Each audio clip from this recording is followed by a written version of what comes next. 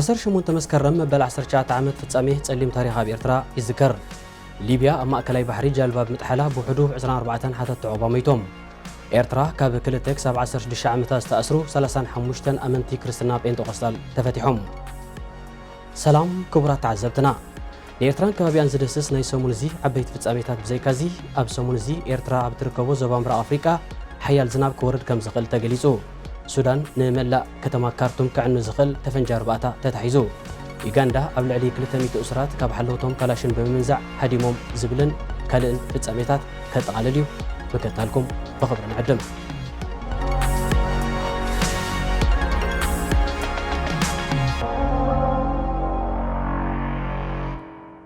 መንግስቲ ኤርትራ ንናይ ብሕቲ ጋዜጣታት ብምዕጻው ንኣዳለውተንን ጋዜጠኛታትን ከምኡ ድማ ጽገናዊ ለውጢ ንዝጠለቡ ላዕለዎት ሰበስልጣናቱ ነበርን በልማማ ብምቕያድ ሃልዋቶም ዘጥፍኣሉ ፍጻሜ ጸሊም ታሪኽ ኣብ ኤርትራ መበል 19 ዓመቱ ይዝከር ኣሎ። እቲ መንግስቲ ቅድሚ 19 ዓመታት ኣብ 18 መስከረም ብመንገዲ ማዕከን ዜንኡ ኣብ ዘመሓላለፎ መግለጺ ካብ 18 መስከረም 2001 ናትሒዘን ናይ ብሕቲ ጋዜጣታት ንግዚኡ ደው ከም ዝበላ ብምሕባር ንኣዳለውተንን ጋዜጠኛታትን ከካብ ዝነበርዎ እናሃደነ ናብ ቤት ማእሰርቲ ከም ዘእተዎም ኣይርስዕን። ኣዳለውቲ ናይ ብሕቲ ጋዜጣን ጋዜጠኛታትን ከምኡ ድማ ሰበስልጣንቲ መንግስቲ ነበርን ናብ ቤት ማእሰርቲ ካብ ዝኣተውሉ ኣብ ወርሒ መስከረም 2001 ናብ ቤት ፍርዲ ከም ዘይቀረቡን መንግስቲ ኣብ ልዕሊኦም ዝወሰደ ስጉምቲ ዝኾነ ሕጋዊ መስርሕ ከም ዘይተኸተለን ይፍለጥ። ኣብ ልዕሊ እዚ እቲ መንግስቲ ነዞም ዜጋታት ስድራ ቤታቶም ኣብ ዘይበፅሕዎምን ድሃዮም ኣብ ዘይፍለጥን ሃልዋቶም ኣጥፊዎም ይርከብ። ካብ ገማግም ባሕሪ ሊብያ ዝተበገሰት ናይ ጎማ ጃልባ ኣብ ማእከላይ ባሕሪ ብምጥሓላ ናይ 24 ሰባት ህይወት ከም ዝጠፍአ ወኪል ኣህጉራዊ ማሕበር ስደተኛታት ካብ ጣራብሎስ ኣፍሊጡ። መንነት ናይቶም ዝጠሓሉ ሓተት ዕቑባ ዛጊት ኣይተነፀረን። ብሰሉስ 15 መስከረም ሓተት ዕቑባ ዝፀዓና 3 ናይ ጎማ ጀላቡ ካብ ገማግም ባሕሪ ሊብያ ድሕሪ ምብጋሰን ርሑቕ ከይተጓዕዛየን ናይ ምጥሓል ሓደጋ ኣንጸላሊወን። ኣብተን ክልተ ዝነበሩ ኣስታት 45 ሰባት ብሓለዋ ገማግም ባሕሪ ሊብያ ክድሕኑ ከለዉ ኣብታ ሳልሰይቲ ዝነበሩ ግና ዳርጋ ብምሉኦም እዮም ጥሒሎም። ኣብ ኤርትራ ካብ 2 ክሳብ 16 ዓመታት ዝተኣስሩ 35 ኣመንቲ ክርስትና ተፈቲሖም። ኣብ ምጥባቕ እሱራት ኣመንቲ ዝነጥፍ ሃኒባል ዳንኤል ንሬድዮ ኤረና ብዝሃቦ ሓበሬታ መሰረት እዞም እሱራት ኣብ ማይ ስርዋ ተታሒዞም ዝጸንሕዮም እንተኾነ ሕጂ እውን ኣብ ማይ ስርዋ መትከል ኣብየት ዳህላክን ካልእ ኣብያተ ማእሰርትን ኣማይት ኣመንቲ ክርስትናን ካልእ እምነታትን ተኣሲሮም ብኸቢድ ይሳቐዩ ከም ዘለዉ ይፍለጥ። ኣብ ሰሙን እዚ ኤርትራ ትርከበን ሃገራት ምብራቕ ኣፍሪቃ ሓያል ዝናብ ክወርድ ከም ዝኽእል ጸብጸባት ኣህጉራዊ ሜቴሮሎጂ ተተንብዩ። ብመሰረቲ ዝቐርብ ዘሎ ትንበያ እቲ ክወርድ ተገሚቱ ዘሎ ብርቱዕ ዝናብ ዕልቕልቕ ፈጢሩ ኣብ ሰብን ንብረትን ጉድኣት ከውርድ ስለ ዝኽእል እዘን ሃገራት ጥንቃቐታት ክገብራ የዘኻኽር። ኣብዚ ክሳብ 23 መስከረም ክቕፅል ከም ዝኽእል ተገሚቱ ዘሎ ዝናብ ንደቡባውን ምዕራባውን ክፋል ኤርትራ ዝሸፈነ እዩ። እቲ ዝወርድ ዝናብ ብዘይካቲ ከውርዶ ዝኽእል ቀጥታዊ ሓደጋ ንምፍራይ ኣንበጣውን ስለ ዘተባብዕ እቲ ዞባ ንተወሳኺ ወራርዕ ስለ አንበጣ ክቃላዕ ዘለዎ ተኽእሎ ተመልኪቱ። ኣብዚ ወቕቲ እዚ ኣብ ሃገራት ምብራቕ ኣፍሪቃ ሓያል ዝናብ ይወርድ ከም ዘሎ ዝፍለጥ ኮይኑ ብፍላይ ኣብ ሱዳን ከቢድ ሃገራዊ ሓደጋ ኣስዒቡ ይርከብ።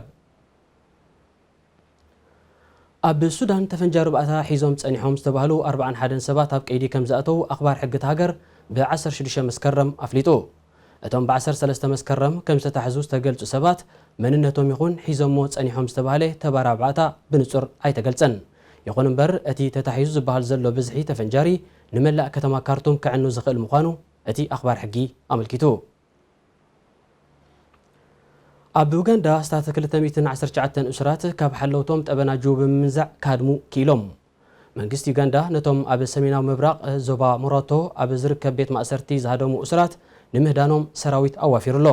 እቶም እሱራት ካብ ሓለውቶም ጠበናጁ ብምንዛዕ ብረቡዕ 16 መስከረም ናብ በረኻታት ካድሙ እኳ እንተኻእሉ ኣብ ዝተኻየደ ናይ ተኽሲ ልውውጥ ሓደ ፖሊስን 2 ካብ እሱራትን ከም ዝሞቱ ተረጋጊጹ።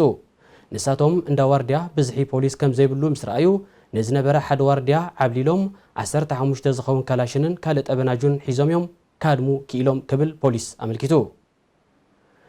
ክቡራት ተዓዘብቲ ንኤርትራን ከባቢያን ዝደስስ ሰሙና ፍጻሜታት ገና ኣይተዛዘመን። ክንምለስ ኢና፣ ምሳና ጽንሑ።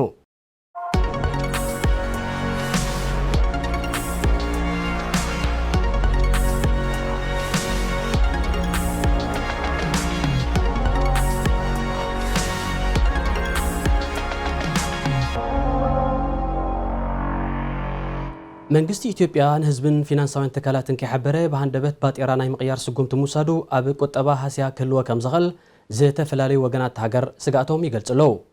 እቲ መንግስቲ ዝበዝሐ ክፋል ናይቲ 110 ሚልዮን ዝግመት ህዝቢ ኣብ ገጠራት ዝነብር ክነሱ ሃንደበታዊ ናይ ባጤራ ምቅያር ምትግባሩ ናብ ዘይተደልየ ገልታዕታዕን ክሳራታትን ከውርዶ ከም ዝኽእል እዩ ተሓቢሩ። ባጤራ ዕዳጋ እናሓለወን ምዝንባዕ ከይፈጠረን ኣብ መስርሕ ምዝቕየሪ ውሕስነት ዝህልዎ ዝበሉ ቶም ተንተንቲ ከምዚ ዓይነት ሃንደበታዊ ምቕያር ከረም ንዝተደልዮ ፖለቲካዊ ዕላማ እንተዘይኮይኑ ንቁጠባ ሃሳይ ምዃኑ የስምርሉ። መንግስቲ ኢትዮጵያ ቀዲሙን ካብ ባንክታት ክንቀሳቐስ ዝኽእል ብዝሒ ገንዘብ ዝድርት ኣዋጅ መውፅኡ ይዝከር። ኣብ ሩዋንዳ ኣብ 1994 ኣብ ዝተኻየደ ጃምላዊ ህልቂት ናይ ዝተቐትሉ 791 ሰባት ሬሳ ከም ዝተኣከበ ተሓቢሩ።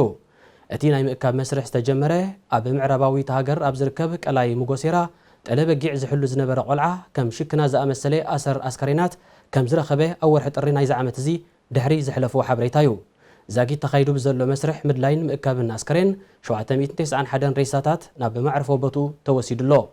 እቲ 547 ሬሳታት ካብ 26 ናሓሴ ኣትሒዙ ዝተኣከበ እዩ። ኣስከሬን ናይ ምድላይን ምእካብን መስርሕ ክቕፅል ምዃኑ እቲ ማሕበር ይገልጽ። ኣብ ሩዋንዳ ኣብ 1994 ኣብ ዝተኻየደ ዓሌታዊ ህልቂት ኣስታት 1 ሚልዮን ሰባት ከም ዝሃለቑ እዩ ዝንገር። ይኹን እምበር ዛጊት ሬሲኦም ዘይተረኽበ ኣሽሓት ከም ዘለው ጸብጸባት ሃገር የመልክቱ። ጃፓን ሓላፊ ወተሃደራዊ ስልያን ዝነበረ ላዕለዋይ መኮነን ኣምባሳደር ኣብ ጅቡቲ ክኸውን መዚዛቶ። እቲ ሃገር ነቲ ዝበዝሐ ዕድሚኡ ኣብ ውትህድርና ዘሕለፈ ኣብ ክሊ ዕድመ ንሳታት ዝርከብ ኦሚዮ ኦሱታካ ኣምባሳደር ኣብ ጅቡቲ ክኸውን ዝመደበትሉ ምኽንያት ንምንቅስቓስ ቻይና ናብቲ ዞባ ኣብ ግምት ዘእተወ እስትራቴጂያዊ ምዃኑ ተንተንቲ ኣረድዮም። ዕላማ ናይቲ ናብ ጅቡቲ ዝዋፈር ወተሃደራዊ ሓይሊ ጃፓን ብግቡእ ዝርዳእ ኣምባሳደር ምምዳብ ኣገዳሲ እዩ ክብል እውን ሚኒስተር ምክልኻልቲ ሃገር ታሮ ኮኖ ንማዕከናት ዜና ገሊጹ።